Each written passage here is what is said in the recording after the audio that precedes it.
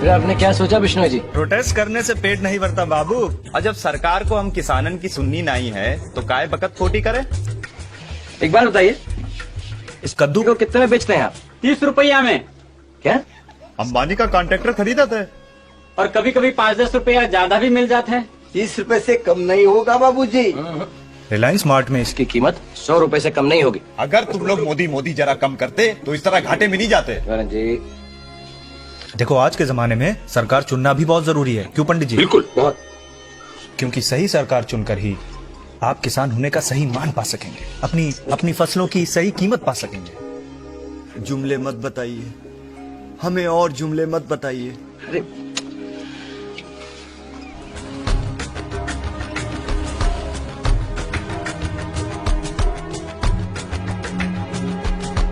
अरे ओ गरीब किसान, ये खान बाबू हैं, तुमरे संग बात करना चाहते हैं। का हुआ हुजूर? हमारी कौनो सब्जी खराब निकल गई का? नहीं, हम आपसे सिर्फ ये पूछने आए थे कि क्या आप इस फार्मर प्रोटेस्ट में आना चाहेंगे? भाजपा वाले हम लोगों को नहीं चाहते। देखिए आप, जाए तो सरकार, हम किसान के नसीब में एमएसपी नहीं है। एमएसपी नहीं है साहब। I have told you that this bill is not good for farmers. We are government, Mr. सरदार। हमारे पास पूरी पावर है और तुम लोग बेवजह दिल्ली जाकर हमारे खिलाफ प्रोटेस्ट कर रहे हो। This is the future of Indian farmers, dear government. Please sir, ये बिल हटा दो प्लीज। चाहे तो हमारे खेत ले लो सर, प्लीज सर। खेत मत बेचना कभी। किसान की ताकत उसके खेत होते हैं हमेशा। बीजेपी वालों, तुम्हारे ऐसे की तैसे।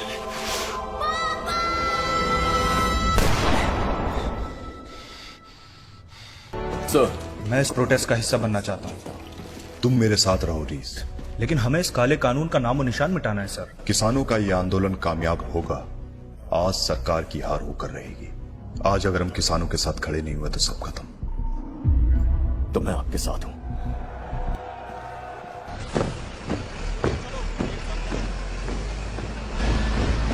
चलो देश के गद्दार कहीं के।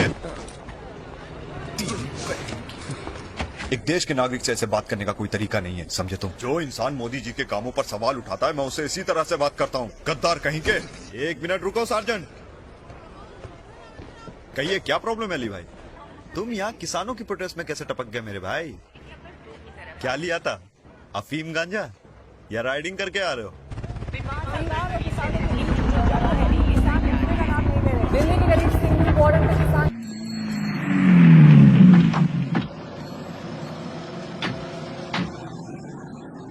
तुम लोग यहीं रुको, मैं जाकर देखता हूँ। अगर आज बिल हट गया तो हम लोग गांव वापस चले जाएंगे, और अगर बिल नहीं हटा तो मेरी लाश उठाकर गांव ले जाना।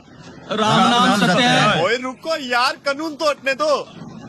तड़ी पार, रंगा बिल्ला, उसको बुलाओ तड़ी पार को।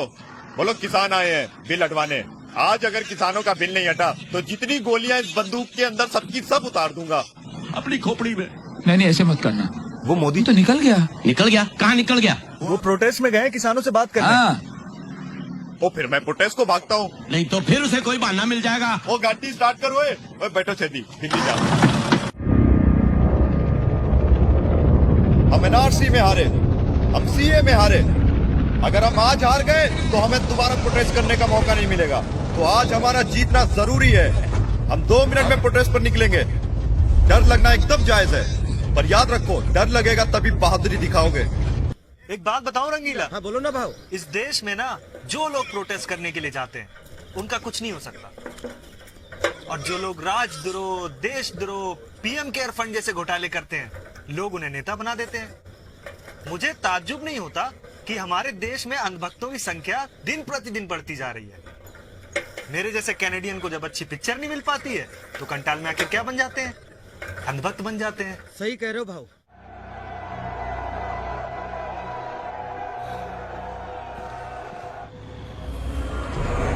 सरकार को लगता है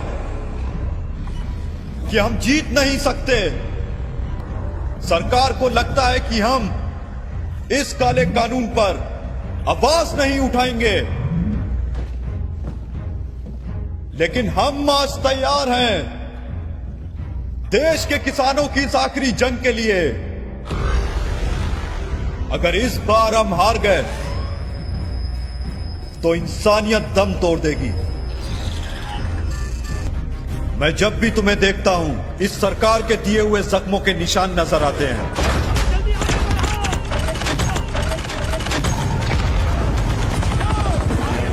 अपने बच्चों के लिए, अपने बच्चों के लिए, ताकि उन्हें ये निशान लेकर जीना ना पड़े।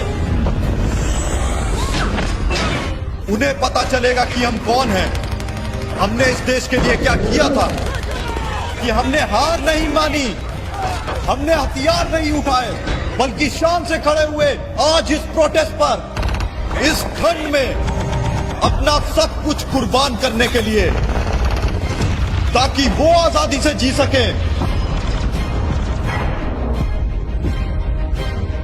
अब की बार हम अपने किसानों का हक वापस हासिल करेंगे।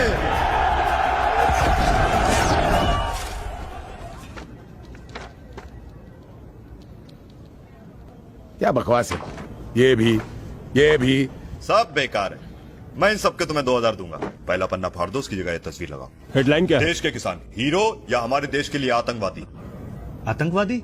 लेकिन किसान तो एमएसपी के लिए प्रोटेस्ट कर रहे हैं। तुम वीडियो बनाओ और हेडलाइन मुझे तय करने दो, समझे? ठीक है जी सर। गुड। मुझे नौकरी चाहिए सर। नौकरी नहीं, तुम यूं ही छुट्टे काम करो, तुम्हारी उम्र के बच्चों के लिए यही सही है। अब जाओ जाकर उन खालिस्तानियों की और वीडियो बनाओ, मैं हाथों हाथ खरीद दूंगा। मगर नौकरी की उम्मीद मत रखना। हाँ, ज्यादा से ज्यादा अच्छे दिन आने पर एक कमल का फूल भेज दूंगा शायद। अब जाओ, मेरे लिए और वीडियो बनाओ, जाओ।